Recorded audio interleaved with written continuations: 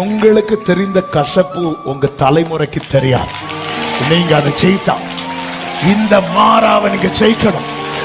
நீ ஃபேஸ் பண்ண இந்த மாறாவை ஒன்ன வச்சு ஜெயிக்க வைக்க போகிறா. கர்த்தர் உங்களை ஆசீர்வதிப்பாராக.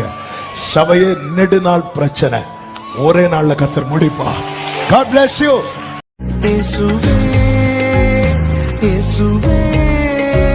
ரோமர்கள் நிருபம் 8வது அதிகாரம், ரோமர் 8வது அதிகாரம் அதனுடைய 37வது வசனத்தை எல்லாரும் சேர்ந்து வாசிக்க போகிறோம். ரோமர் 8:37 எல்லாரும் எடுத்து கொண்டீர்களா? ரோமர் 8வது அதிகாரம் 37வது வசனம் சேர்ந்து சத்தமாய் வாசிக்கலாமா? இவை எல்லாவற்றிலேயும் நாம் நம்மில் அன்பு கூறுகிறவராலே முற்றும் ஜெயம் கொள்ளுகிறவர்களாய் இருக்கிறோமே. ஹல்லேலூயா. நம்மில் அன்பு கூறுகிறவர் யார் என்றால் அவர் யுத்தத்தில் வல்லவர். எசையா 43வது அதிகாரம் அதனுடைய 16-17 வசனங்களிலே இப்படி சொல்லப்பட்டிருக்கிறது. சமுத்திரத்திலே வழியையும் வலிய தண்ணீர்களிலே பாதையையும் உண்டாக்கி ரதங்களையும் குதிரைகளையும் இராணுவங்களையும் பராக்கிரமசாலிகளையும் புறப்பட பண்ணி அவைகள் எழுந்திராதபடிக்கு ஒருமித்து விழுந்து கிடக்கவும் ஒரு திரி அணைகிறது போல் அவைகள் அணைந்து போகவும் பண்ணுகிற கர்த்தர். கர்த்தர் என்பது அவருடைய நாமம். யாத்திராகமம் 15:3 என்ன சொல்லப்பட்டிருக்கிறது? கர்த்தரே யுத்தத்தில் வல்லவர். கர்த்தர் என்பது அவருடைய நாமம். அந்த கர்த்தர் என்ன செய்ய வல்லவர் என்றுதான் ஏசாயா 43:16-17 நாம் படித்தோம்.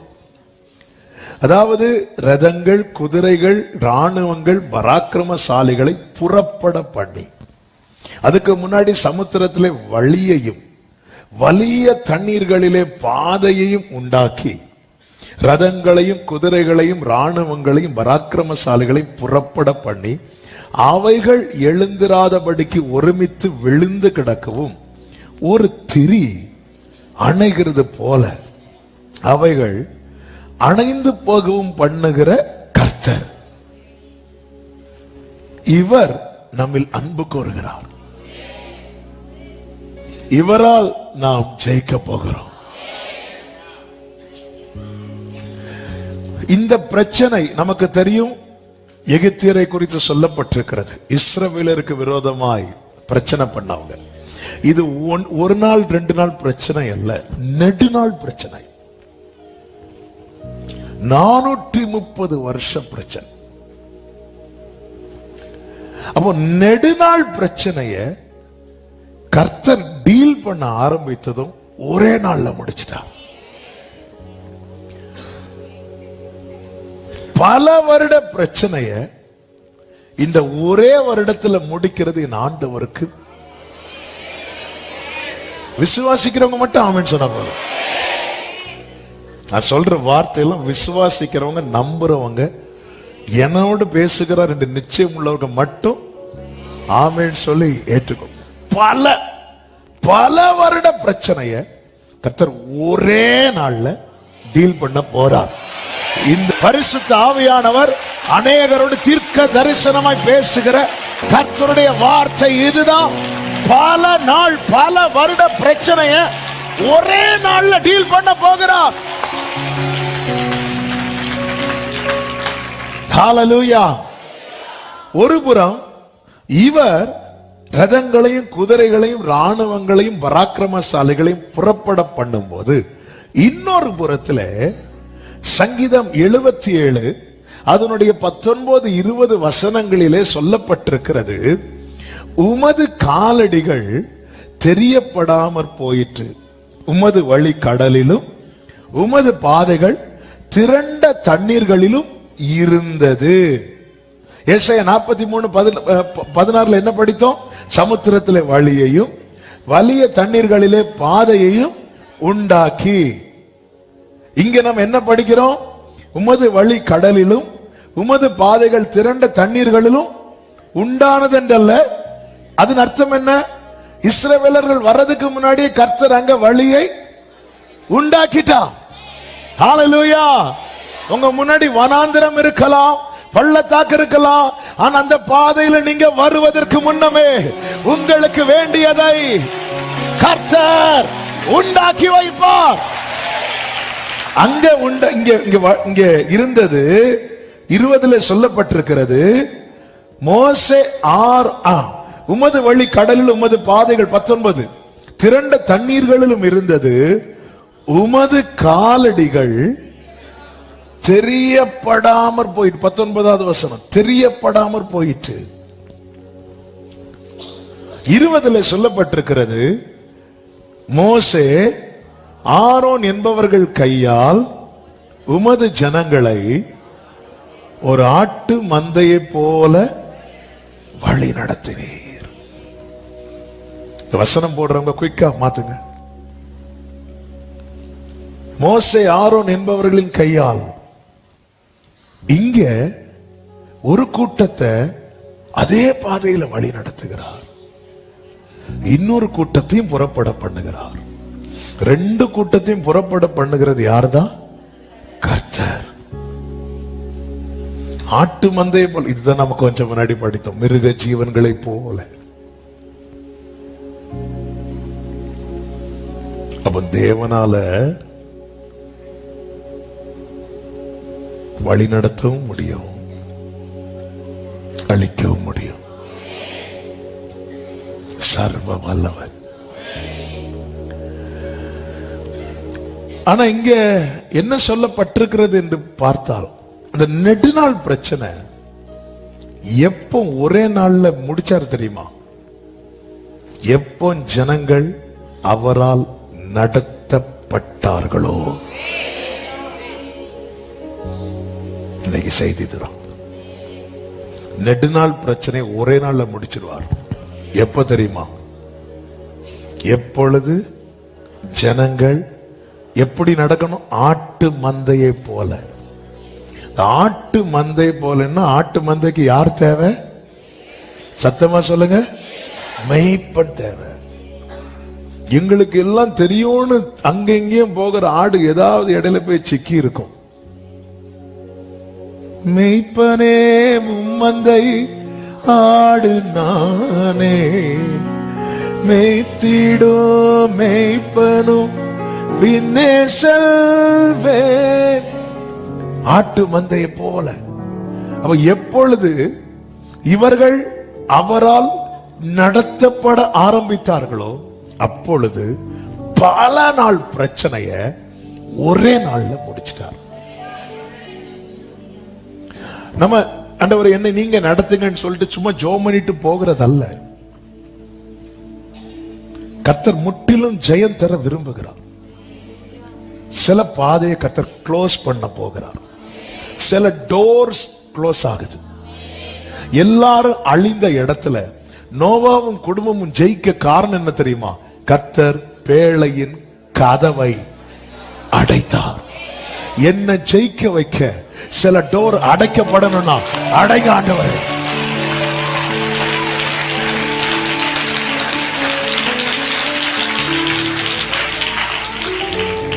ஆமே. ரிசல்ட் என்னவா இருக்கணும் தெரியுமா? ஜெயமா இருக்கணும். சில ஆண்டவர் திறப்பார் டோர. வேலைக்குள்ளேயே அவங்கள வச்சிட்டு இருக்கல, கதவை திறந்தார், வெளியே விட்டார், பழகி பெருக பண்ணார். அதுக்கு முன்னாடி இந்த தேவன் பூட்டக்கூடாதபடி திறக்கிறவர் என்று அந்த ஒரு நாமம் மட்டும் அவருக்கு கிடையாது. அதோடு கூட இன்னொன்னு சொல்லப்பட்டிருக்கிறது. சத்தமா சொல்லுங்க, இதுக்கு ஆமென் சொல்லுங்க. பூட்டக்கூடாதபடி திறக்கிறவர், அப்படி மட்டும் அவரை பார்க்க கூடாது. அவர் திறக்க கூடாதபடிக்கு அதையும் பார்க்கணும். அதனாலதான் சிவந்த சமுத்திரத்தை பார்த்தீங்களா? ஓபன் ஆச்சு, அப்புறமா க்ளோஸ் ஆச்சு. நான் தேவனால் நடத்தப்பட அந்த மேகத்துக்கு கீழே ஒரு ஆட்டு மந்தைய போல என்ன நான் கொடுப்பேன் என்றார். இன்னைக்கு கர்த்தர் கேரண்டியா சொல்றார், தீர்க்கமா சொல்றார், பல வருட பிரச்சனைய நீ ஜெயிக்க போற. அதுதான் இன்று கண்ட எகிப்தியனை இனி நீ என்றைக்குமே நல்ல கைகளை தட்டி ஷலமா கரா தனரா ரிமா மகரோ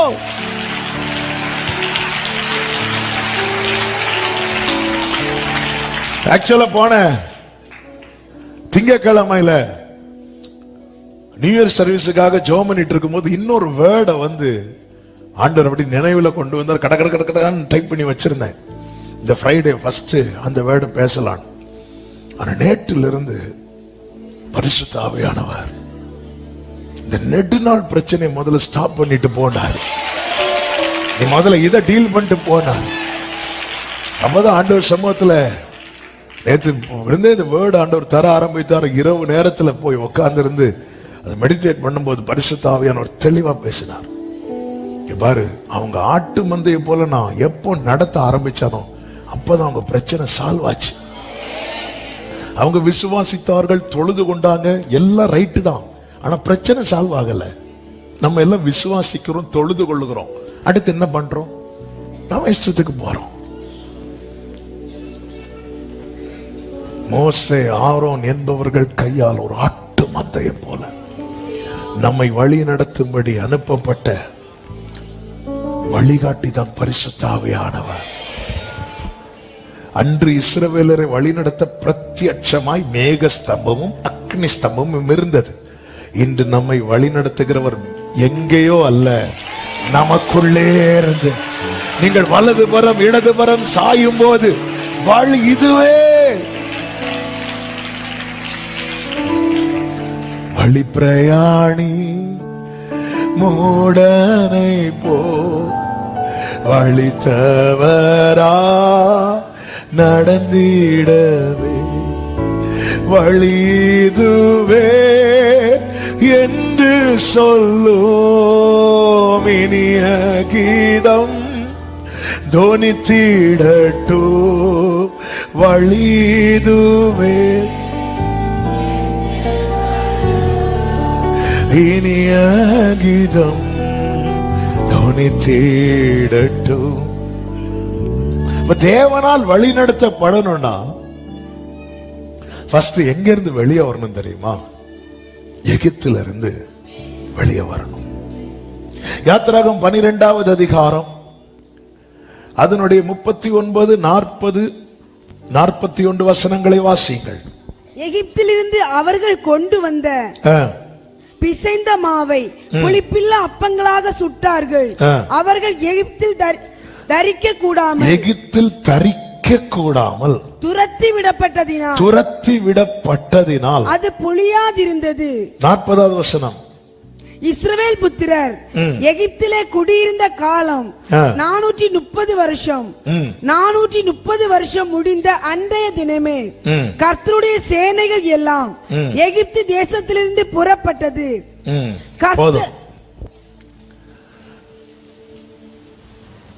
எகிப்திலிருந்து வெளியே வர தேவன் வாய்ப்பு தருவார். பாத்தீங்களா? எகிப்திலிருந்து வெளியே வர தேவன் தரும் வாய்ப்பை தவறவிடக்கூடாது. இதுவரை விடமாட்டேன் என்ற பார்வோன் இப்பொழுது போன்னு சொல்லுகிறான். அதாவது சில காரியம் நம்மளால விட முடியாம இருக்கும், அகப்பட்டிருப்போம். அதுல இருந்து வெளியே வர்றதுக்கு ஒரு சான்ஸ் கர்த்தர் தருவார் பாருங்க. அந்த சான்ஸ் யூஸ் பண்ணி ஒருத்தன் வெளியே வாரானா அவன் ஜெயிச்சிருவான். இந்த வேர்ட் எகிப்திலிருந்து சும்மா வெளியே வரல, ஆண்டவர் எனக்கு காட்டி தந்ததுதான் வாய்ப்பு. இதுக்கு இன்னும் ஒன் டே டிலே பண்ணிருந்தா பார்வன் வேற மாதிரி ஆயிருப்பான். பார்வன் இவனை தெரியாம விட்டுட்டேனே அவனால தாங்க முடியல. அந்த வாய்ப்பை பயன்படுத்தணும். கர்த்தர் சில காரியத்திலிருந்து வெளியே வர முடியல, கர்த்தர் வாய்ப்பு கொடுப்பார். கர்த்தர் தரக்கூடிய வாய்ப்பை பயன்படுத்தி எஸ்கேப் ஆகணும். வெளியே வரணும். லோத்துக்கு வாய்ப்பு கொடுக்கப்பட்டது. பைபிள் சொல்லுகிறது அவன் தாமதித்துக் கொண்டிருந்தான். அவன் தாமதித்துக் கொண்டிருந்தான்.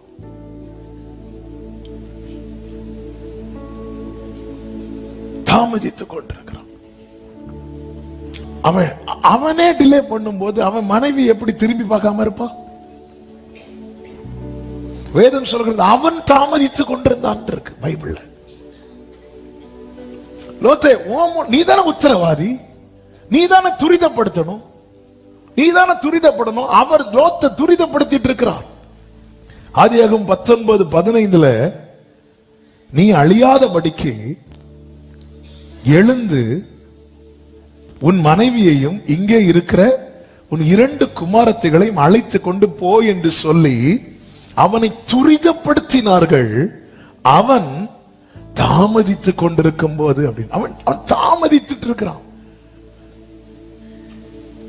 நாமளே இப்படி இருக்கும்போது நம்ம கூட இருக்கிறவங்க, நம்மளை சார்ந்து இருக்கிறவங்க, விசுவாசத்துல நம்ம தான் நம்ம வீட்டுல ஸ்ட்ராங்கா இருப்போம், ஜெபத்துல நம்ம தான் ஸ்ட்ராங்கா இருப்போம்.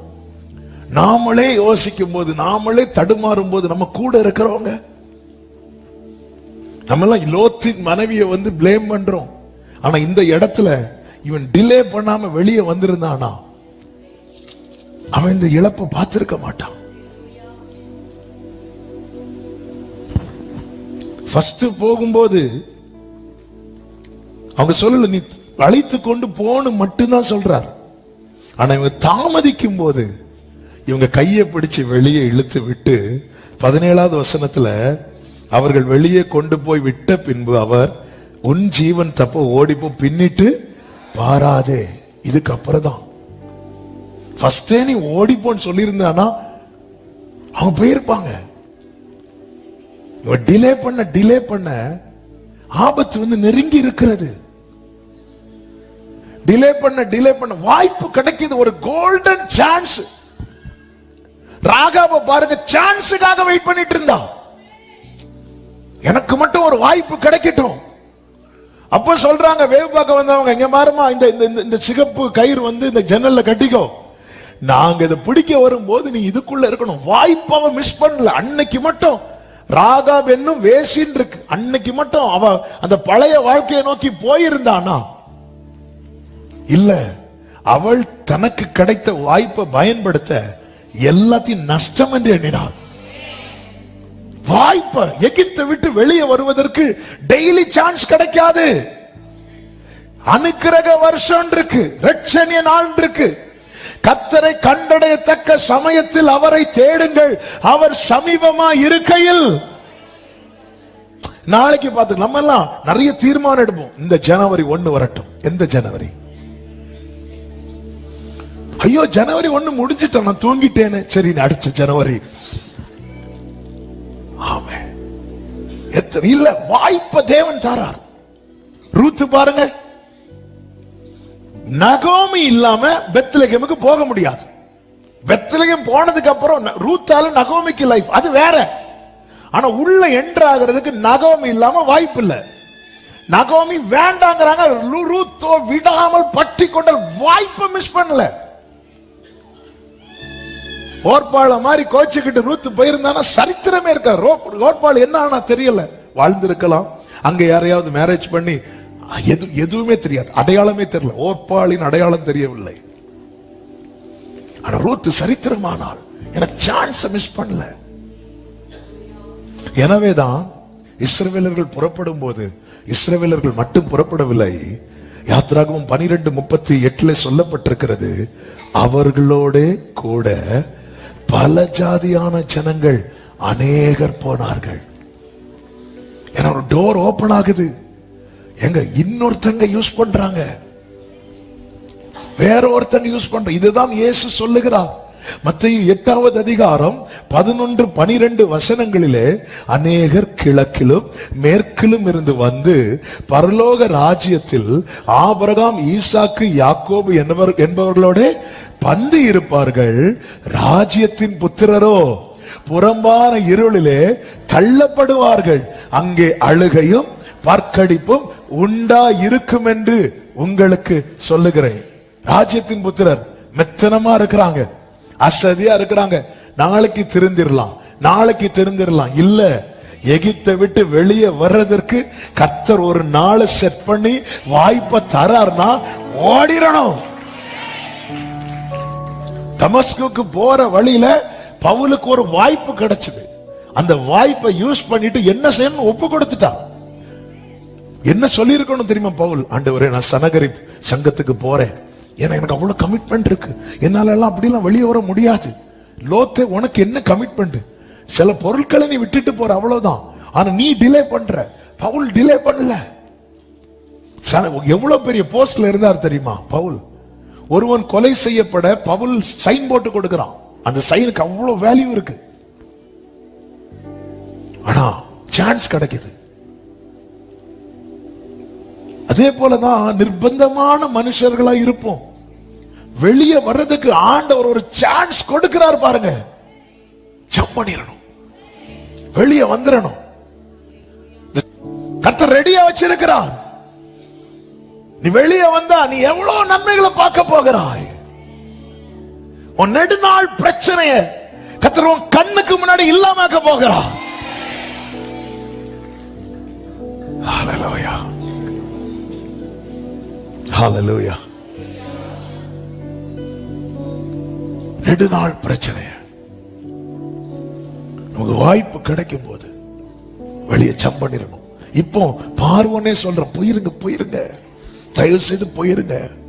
ஜனங்கள் நிக்க கூடாமல், அவங்களால தரிக்க கூட முடியல. கொஞ்சம் பார்வோன் அங்க மட்டும், அன்னைக்கு மட்டும் ஜனங்கள்கிட்ட, இங்க பாருப்பா, உங்களுக்கு என்ன வக்கீல் தரேன்னு சொன்னா கூட கொஞ்சம் பேர் இருந்திருப்பாங்க. இது தேவன் தரக்கூடிய வாய்ப்பு. நல்லா புரிஞ்சுக்கோங்க. வெளியே பாவத்திலிருந்து ஒரு மனுஷனுக்கு அவனாக வெளியே வர முடியாது. ஆனா கர்த்தர் நிறைய சான்ஸ் தருவா தெரியுமா? அதை மட்டும் அவன் யூஸ் பண்ணலன்னா அவனுக்கு அவனே குழி வெட்டிட்டான்னு அர்த்தம். எனவேதான் எருசலேமை பார்த்ததும் அவர் கண்ணீர் வடித்தார். உனக்கு கிடைக்கப்பட்ட இந்த காலத்தில் ஆகிலும் நீ சமாதானத்தை கேட்டு, உனக்கு சான்ஸ் நான் தரேன்.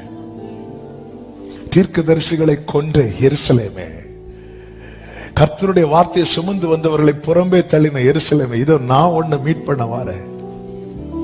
கோழி தன் குஞ்சுகளை சேர்த்து கொள்ளு வண்ணமாய் நான் எவ்வளவு தடவை உனக்கு சான்ஸ் கொடுத்தேன். வாய்ப்பை யூஸ் பண்ணி ஜம்ப் பண்ணிடணும். அந்த வாய்ப்புக்காக வெயிட் பண்ணிட்டே இருக்கணும். எப்பொழுது விடியும் என்று விடியற் காலத்துக்கு காத்திருக்கிற ஜாமக்காரரை போல. சரி, அகப்பட்டுட்டோம், நெருக்கப்பட்டுட்டோம். எனவேதான் பாருங்க, பாபிலோன்ல தானியேல் ரொம்ப உயர்ந்த நிலையில் இருந்தாலும் தானியேல் வெயிட் பண்றான். ஆண்டவரே, என்னைக்கு இப்போ நாங்க எருசலேமுக்கு போ. அதனாலதான் அவர் ஜெபம் பண்ணும் போது விண்டோவை எதுக்கு நேரா இருந்து ஜெபம் பண்ணுவார் தெரியுமா? எருசலேமுக்கு நேரா. நீங்க எவ்வளவு உயர்த்தப்பட்டாலும் இல்ல, நான் பாபிலோனை விட்டு வெளியே வரணும். பைபிள் அதுதான் சொல்லப்பட்டிருக்கிறது.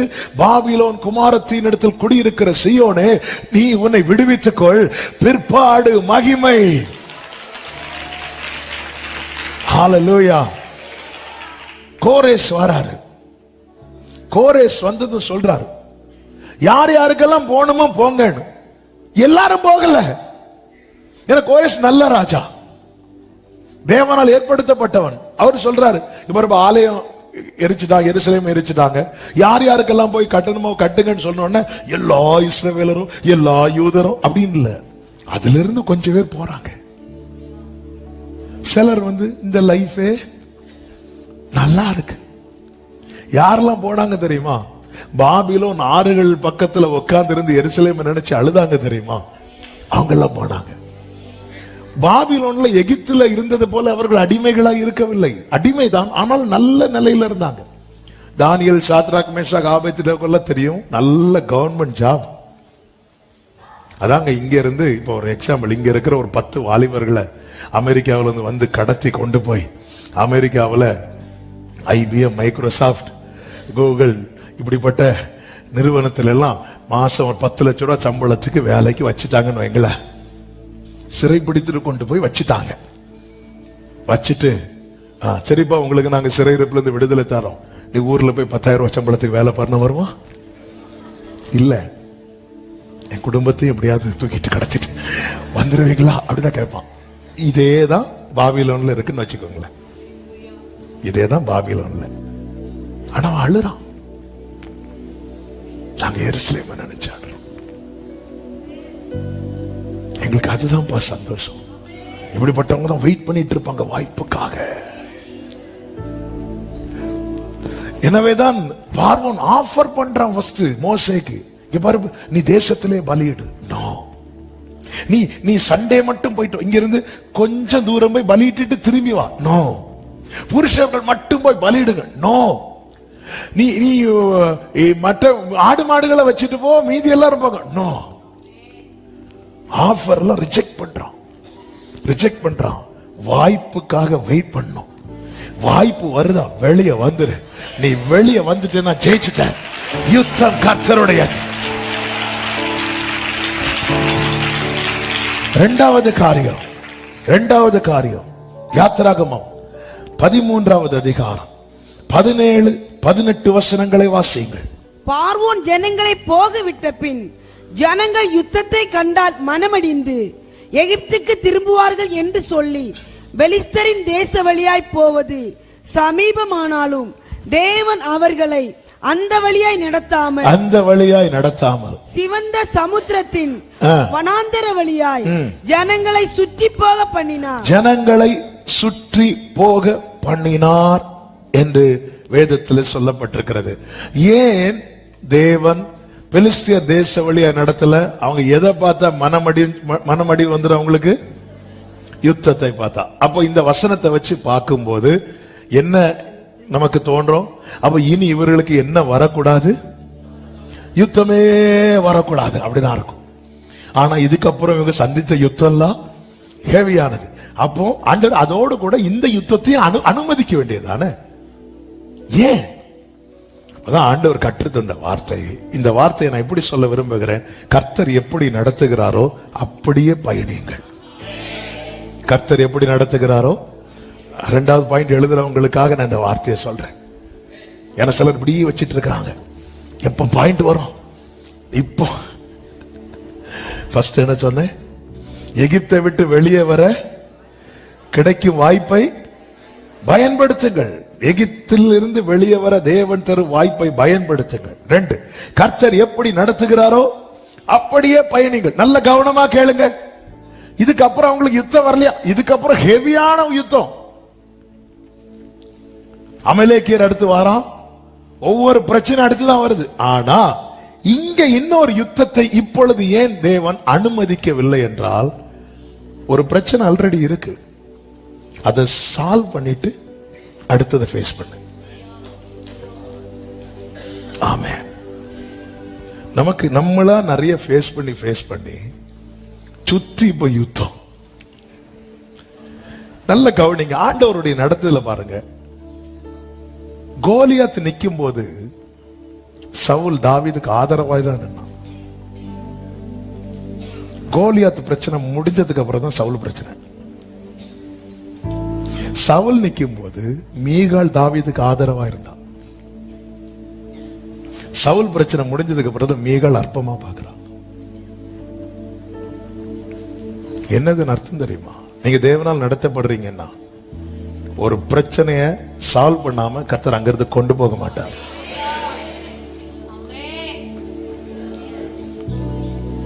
அவர் சால்வ் பண்ணிட்டு தான் முதல்ல இது முடியட்டும். பெலிஸ்தியர் யுத்தம் உனக்கு அடுத்து ஹெவியா வச்சிருக்கிற, வெயிட் பண்ண, முதல்ல இந்த பிரச்சனையை சால்வ் பண்ண வேண்டாமா? எனவேதான் ஒரு தேவ பிள்ளை தேவன் எப்படி நடத்துகிறாரோ. நீங்க இல்லைன்னு யோசித்து பாருங்க. ஃப்ரெண்ட்ல தாவீது இப்படி கவுன்ல கல் எடுத்துட்டு போகும்போது கோலியாத் அவன் பட்டயத்தோட வரும்போது பின்னாடி சவுல்கள் என்ன இருக்கு? ஈட்டி இருக்கு. மேல படும். எனக்கு விரோதமா எழும்பினவன் என் சத்ரு அல்ல. என் சத்ருவா இருந்திருந்தால் நான் சகித்திருப்பேன். என் கூட அப்பம் புசித்தவன்.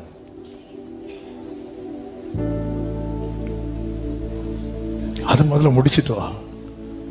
சவுல் தாவீது கோலியாத்து வீழ்றது வரைக்கும் சவுல் தாவீதை சிநேகித்தான் அப்படின்னு இருக்கு. இந்த பிள்ளை யாருப்பா? ரொம்ப நல்ல பையன். சில பிரச்சனையில சில நமக்கு ரொம்ப சப்போர்ட்டிவா இருப்பாங்க பாருங்க. ஆனா பிரச்சனை முடிஞ்சதுக்கு அப்புறம் அவங்க நமக்கு பிரச்சனையா மாறுவாங்க. பாத்தீங்களா? உங்கள் முகங்கள்ல அப்படி ஒரு ஆமா, சில பிரச்சனை நம்ம கூடவே இருப்பாங்க, கூடவே இருப்பாங்க. ஆனா பிரச்சனை முடிஞ்சது அவங்களே நமக்கு பிரச்சனை. ஆண்டவர் தான் சொல்றாரு, இங்க பாருப்பா, இன்னொரு யுத்தம் எல்லாம் வேண்டாம், நீ கொஞ்சம் சுத்தினாலும் பரவாயில்ல. ஆண்டவர் சொன்ன வார்த்தை இதுதான். பாதை நிமித்தம், அவர் நடத்துகிற பாதை நிமித்தம் மனமடி உண்டாகலாம், ஆனா தோல்வி உண்டாகாது. நடத்துகிறது கர்த்தர். ஹல்லேலூயா, ஹல்லேலூயா. நடத்துகிறது கர்த்தர். ஆமென். ஜெய கிறிஸ்து முன் செல்கிறார், ஜெயமாக நடத்திடுவார். ஜெய கிறிஸ்து முன் செல்கிறார். ஆமென். ஜெய கீதங்கள்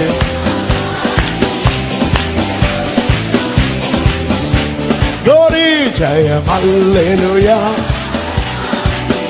ஜெயம் அல்லேலூயா. சத்ருவின் கோட்டை தகர்ந்தொழிய, சத்தியம் நித்தியம் நிலைத்தோங்க.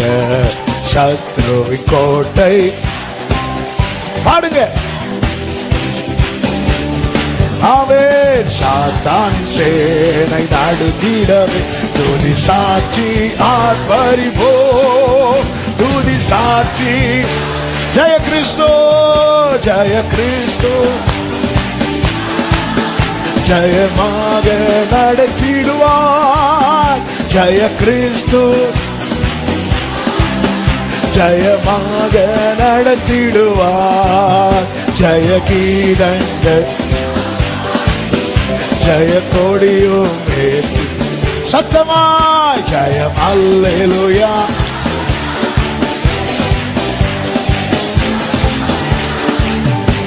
அதாவது தேவன் ஆண்டவர் இதை விட்டுருங்க ஆண்டவர். அது நம்ம பல பிரச்சனைகள் சால்வ் ஆகாமலே ஜெபத்தை ஸ்டாப் பண்ணிட்டோம். பல பிரச்சனைகள் இன்னும் சால்வ் ஆகல, ஜெபத்தை ஸ்டாப் பண்றோம். எகிப்து ஆண்டவர் யுத்தம் பண்ண இறங்கிட்டாருன்னா இரதங்கள் எல்லாம் புறப்பட பண்ணி ஒரு திரி அணைகிறது போல அதை அணைச்சு போடணும் அவருக்கு. நம்ம ஒண்ணு முடிக்கல, இன்னொன்னு ஃபேஸ் பண்றதுக்கு வந்து நிக்கிறோம். ஆண்டவர் வேண்டாம், சுத்த சொல்லு, நீ சுத்து. நீ முடிச்சியா? நீ முடிச்சியா? இல்ல இல்ல, நீ சுத்து. கர்த்தர் நம்மளை சுத்த விடுறாருனாலே சில பிரச்சனையை கர்த்தர் முடிக்க போகிறார் அர்த்தம். அதனாலதான் பாருங்க, பேதுருவை கூப்பிட்டார்ல, பேதுரு எப்ப கூப்பிட்டார்? அவனுக்கு ஒரு பிரச்சனையை சால்வ் பண்ணிட்டு தான் கூப்பிட்டார். அவர் இரவு முழுதும் பிரயாசப்பட்டு ஒண்ணுமே கிடைக்கல. முதல்ல போட்டை உள்ள கொண்டு போவோம், முடிச்சிட்டு வருவோம். ஆண்டவரே உங்களுக்கு நேரம் இல்ல ஆண்டவர், பகற்காலம் எனக்கு அவசரம் இல்ல, வா உள்ள போ. திருப்பி கொண்டு வந்து அவனை கூட்டிட்டு போறாரு. அவன் ஃபர்ஸ்டே கரையில தானே இருந்தான், கூட்டிட்டு போக வேண்டியதானே. நீ ஆழத்துக்கு போகணும். போட்டு பிடிச்சாங்களா, மீன் பிடிச்சாங்களா, பேதுரு எல்லாத்தையும் விட்டுட்டு வா, வித்துட்டு வா. வித்து கடன் எல்லாம் செட் பண்ணிட்டு ஒண்ணும் கிடையாது. நீ முதல்ல பிரச்சனை, உனக்கு என்ன பிரச்சனை? என் பிரயாசத்துக்கு பலன் இல்லை, வா முதல்ல போ. ஆண்டவர் அழைப்பு, நான் தானே அழைச்சேன், முதல்ல இதை சால்வ் பண்ணும். என் ஆண்டவர் யார் தெரியுமா? மார்க் 7:37. மார்க் 7 கடைசி வசனம் தானே 37. எல்லாவற்றையும் நன்றாய் செய்தார். நல்ல கைகளை தட்டி மார்க் 7:37. எல்லாவற்றையும் நன்றாய் செய்தார். இவர்தான் நான் ஆராதிக்கிறது. எல்லாரும் சொல்லுங்க, எல்லாவற்றையும் நன்றாய் செய்தார். எல்லாவற்றையும். ஹல்லேலூயா, ஆமென்.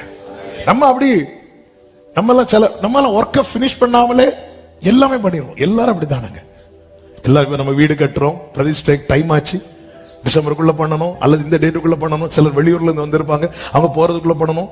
அப்படி இப்படின்னு பண்ணி எடுத்துட்டு ஒரு மேக்கப் பண்ணிட்டு உள்ள வருவோம் இல்ல. அதுக்கப்புறம் நிறைய வேலை, எல்லா வேலையும் அப்படிதான், எல்லாமே அப்படிதான், எல்லாமே அப்படிதான். ஆனா ஆண்டவர் அப்படி கிடையாது.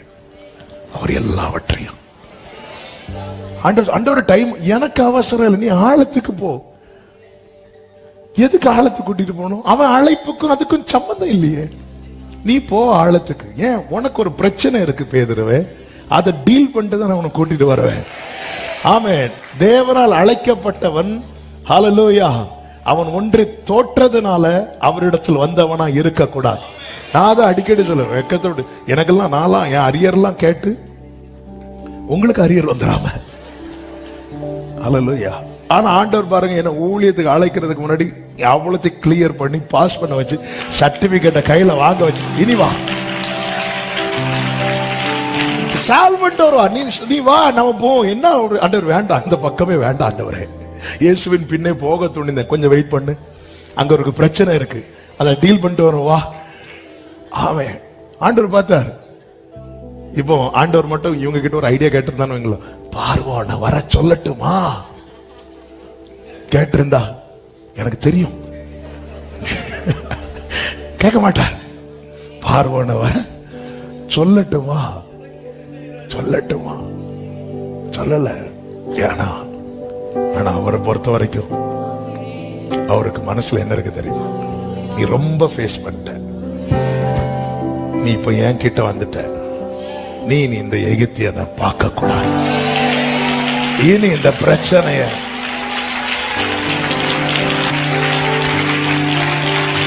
நீ ஜெயிச்சுட்டு வா, ஜெயிச்சுட்டு வா. நீ கசப்பை அனுபவிச்சுட்ட, அது மதுரமா மாறும், அதை நீ டேஸ்ட் பண்ணணும், அதுக்கப்புறம் உன்னை கொண்டு வந்துருவார். நம்ம என்ன நினைக்கும் தெரியுமா? சில நேரத்தில் நமக்கு தோணும், ஆண்டவரே கசப்பா இருக்கும்போது என்ன இருந்து கூட்டிட்டு வந்தீங்க, நான் எவ்வளவு சந்தோஷமா இருப்பேன், என்ன வச்சு மதுரமாக்கிட்டு இப்போ வான்னு சொன்னா. இல்ல, நீ அதை மதுரமாக்கிட்டு வா. இனி நாளைக்கு எந்த ஒரு மனிதனோ பறவையோ மிருகமோ இந்த தண்ணியை டேஸ்ட் பண்ணும்போது அதுக்கு கசப்பு தெரியாது. உங்களுக்கு தெரிந்த கசப்பு உங்க தலைமுறைக்கு தெரியாது. நீங்க அதை ஜெயித்தா, இந்த மாறாவை நீங்க ஜெயிக்கணும். நீ ஃபேஸ் பண்ண இந்த மாறாவை ஒன்ன வச்சு ஜெயிக்க வைக்க போகிறா. ஹல்லேலூயா. 27வது வசனம். பின்பு அவர்கள் ஏலிமுக்கு, மாறாவை ஜெயிக்கிறவங்களுக்கு அப்பா வச்சிருக்கிற கிஃப்ட் தான் ஏலிம். சோ எத்தனை பேர் இந்த ஏலிம் என்கிற பரிசை வாங்க ஆயத்தமா இருக்கிறீர்கள்?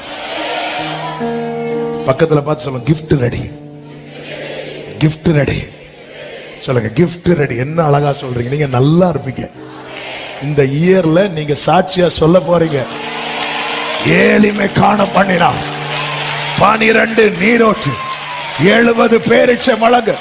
12 நீருட்டுனா ஒவ்வொரு கோத்திரத்துக்கும் ஒவ்வொன்று 70. போன சண்டே சொன்னேன், 12 கோத்திரம் ஆண்டவர் ஒவ்வொன்றுக்கும் வச்சிருக்கிறார். பக்கத்து அதான் ஒவ்வொருத்தருக்கும் வச்சிருக்கிறார். 70 இஸ்ரவேலர்கள் எகிப்துக்கு வரும்போது எத்தனை நம்பர் இருந்துச்சு தெரியுமா? 70. அத ஒவ்வொருத்தருக்கும் ஒவ்வொன்று, ஒவ்வொருத்தருக்கும். ஆண்டவரே அவங்களுக்கு சண்டை போட வேண்டாம், அவன் அவனுக்குரிய பங்கு. ஹல்லேலூயா. சோ அதனால எல்லாரையும் பிளஸ் பண்ணுங்க. பக்கத்துல பார்த்து சொல்லுங்க, ஏலிம் ரெடியா இருக்கு, மாறாவை ஜெயித்திருங்க, மாறாவை ஜெயித்திருங்க. ஹல்லேலூயா. இவர் தான் நம்மில் அன்பு கூறுகிறவர். இப்ப தெரியுதா ஏன் டேஸ்ட் பண்ண வச்சாருன்னு, ஏன் சுத்தம் பண்ணினார்னு? நம்ம ஒவ்வொன்னையும் ஜெயித்து ஜெயித்து ஜெயித்து ஜெயித்து ஜெயித்து வந்து இந்த கானான்ல கால் எடுத்து வைக்கணும். கர்த்தர் அப்படியே உங்களை நடப்பிப்பாராக, கர்த்தர் உங்களை ஆசீர்வதிப்பாராக. சபையே நெடுநாள் பிரச்சனை ஒரே நாள்ல கர்த்தர் முடிப்பார். God bless you. எல்லாரும் எழுந்து நிற்கலாமா? ஹல்லேலூயா, ஹல்லேலூயா.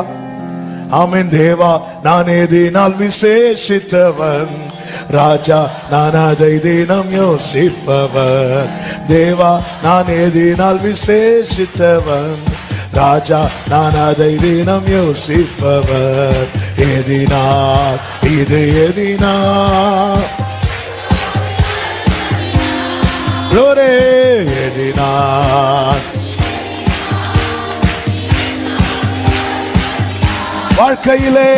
வாழ்க்கையிலே கசப்புகள் கலந்திட்டாலும் glory. ஆமென். வாழ்க்கையிலே கசப்புகள் மாறாவின்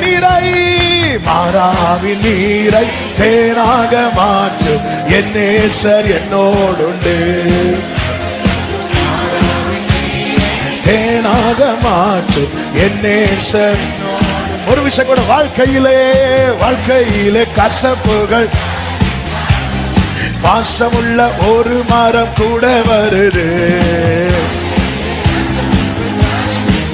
உடரமா கலரா விசுவாசத்தோடு மாறாவின் நீரை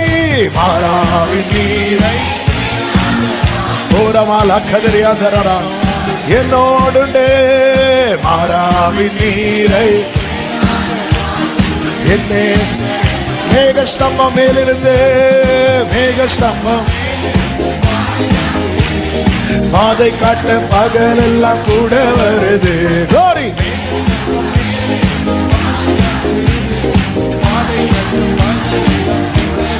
ஆமென். அன்பான தேவன் என்னோடு வருவார், அது போதும் என் வாழ்விலே.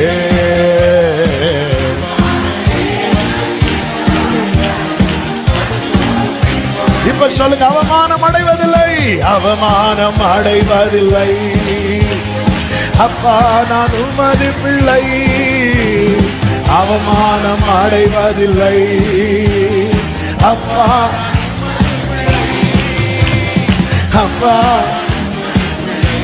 ஒரு நாளும் அவமானம் அடைவதில்லை. அப்பா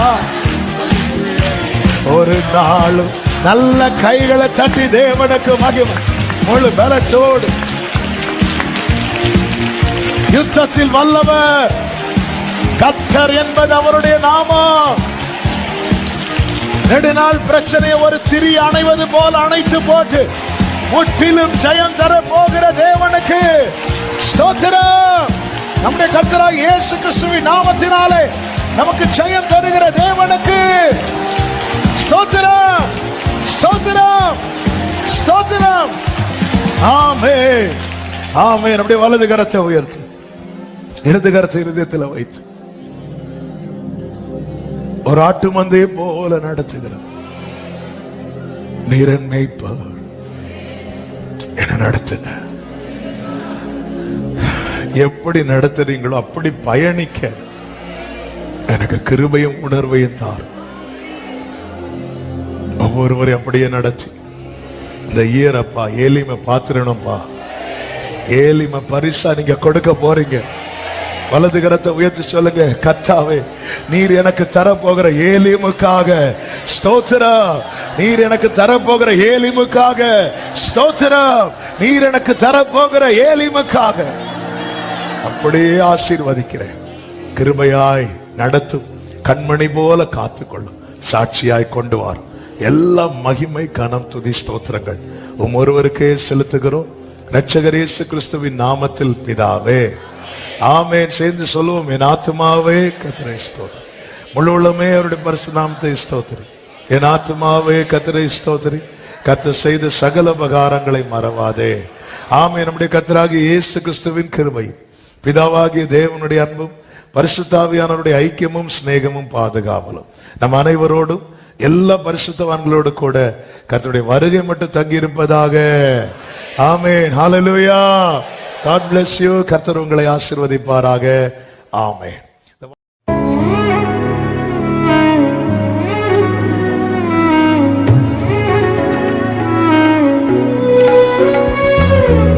நானும் கர்த்தாவே உம்மை நம்பியுள்ளேன், நீரே என் தேவன்.